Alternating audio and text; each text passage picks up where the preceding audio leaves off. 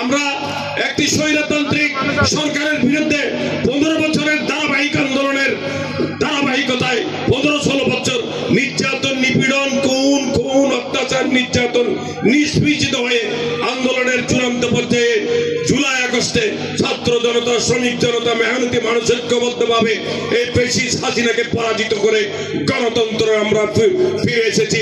বিসমিল্লাহির রহমানির রহিম। আমাদের সকলের প্রিয় ভাজন, বাকলিয়ার কৃতি সন্তান, বিএনপির একজন অকুতোভয় সৈনিক ইসহাক চৌধুরী আলিমের আজকের এই স্মরণ সভার সম্মানিত সভাপতি যারা ইয়াকুব চৌধুরী নাজিম, অনুষ্ঠানের প্রধান অতিথি ইসহাক চৌধুরী আলিমের অত্যন্ত কাছের, যিনি ইসহাক চৌধুরী আলিম সবসময় যেতেন, ইসহাক চৌধুরী আলিমকে স্নেহ করতেন, আমাদের চট্টগ্রামের গণমানুষের নেতা, বিএনপির স্থায়ী কমিটির অন্যতম সদস্য,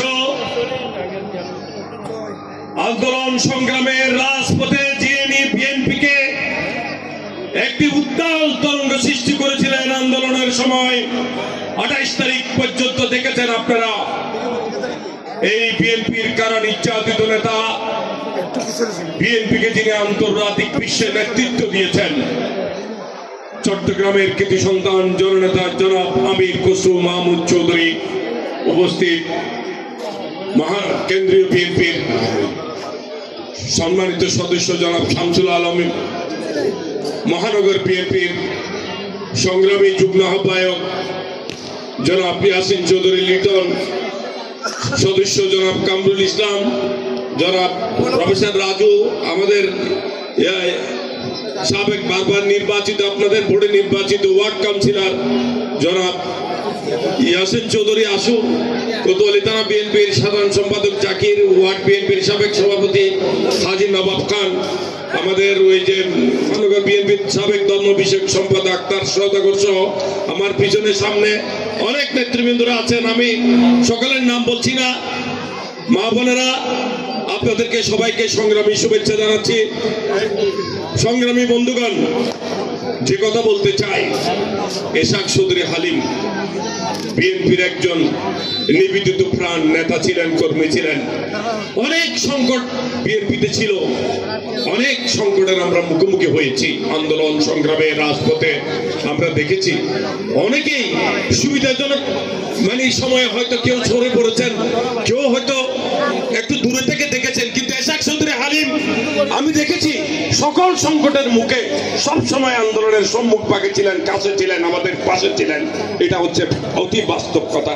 এবং বিএনপিকে এই অঞ্চলে সুন্দর করে গড়ে তোলার জন্য এই যে বিএনপির আজকে এই যে বড় বড় মিছিল, এখানে মিছিলে চারিদিকে জনসমুদ্র, জনসভায় পরিণত হয়েছে।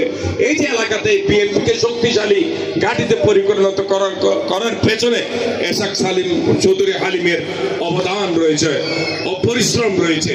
সেই জন্য ইসহাক চৌধুরী আলিম আমাদের কাছে একজন অকুতোভয় সৈনিক, এবং ইসহাক চৌধুরী আলিমের স্মৃতিকে অম্লান করে রাখার জন্য যারা এই আয়োজন করেছেন তাদের কাছে আমি কৃতজ্ঞতা প্রকাশ করছি, ধন্যবাদ জানাচ্ছি। ইসহাক চৌধুরী আলিমের আত্মার মাগফিরাত কামনা করছি, তার পরিবারের প্রতি সমবেদনা জ্ঞাপন করছি। আল্লাহ যাতে ইসহাক চৌধুরী আলিমকে জান্নাতবাসী করে।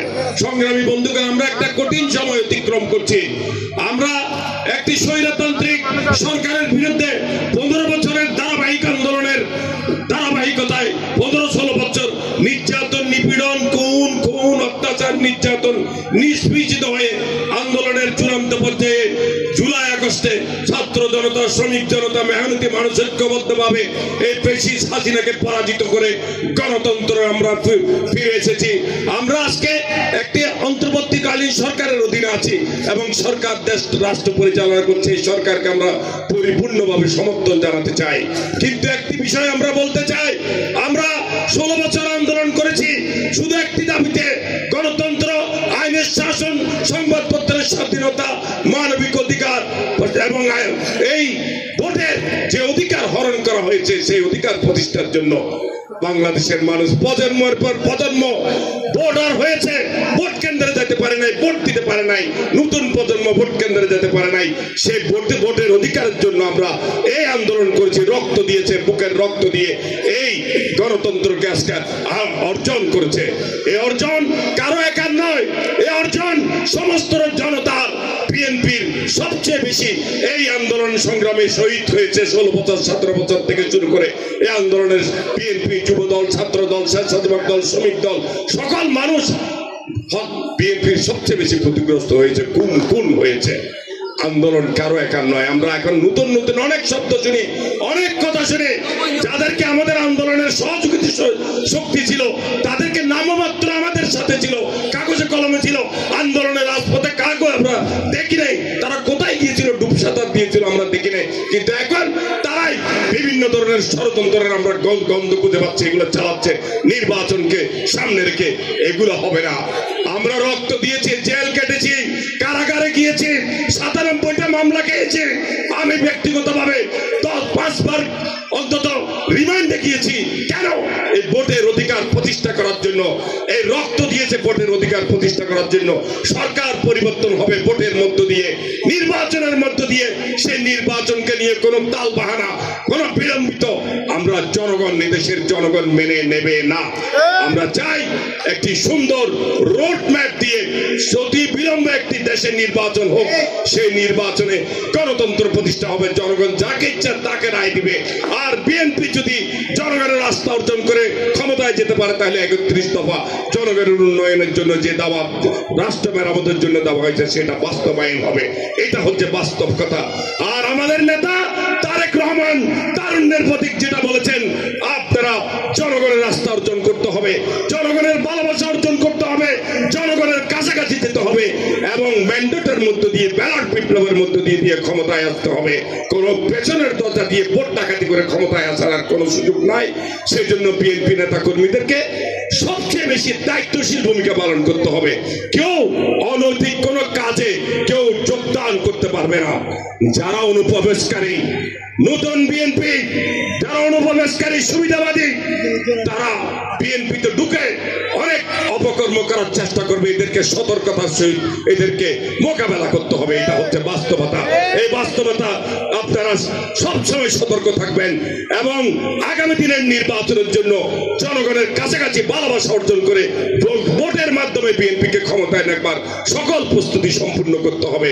আপনাদেরকে আজকের একটি সুন্দর এই স্মরণ সভা আয়োজন করার জন্য আমাদের সকল পক্ষ থেকে, মহানগর বিএনপির পক্ষ থেকে, আমির খসরু মাহমুদ চৌধুরীর পক্ষ থেকে, সকল নেতৃবৃন্দের পক্ষ থেকে আপনাদের কাছে কৃতজ্ঞতা প্রকাশ করে আমি আমার বক্তব্য শেষ করছি। খোদা হাফেজ। বাংলাদেশ জিন্দাবাদ। শহীদ জিয়া মরহুম বেগম খালেদা জিয়া জিন্দাবাদ। তারুণ্যের অহংকার তারেক রহমান জিন্দাবাদ।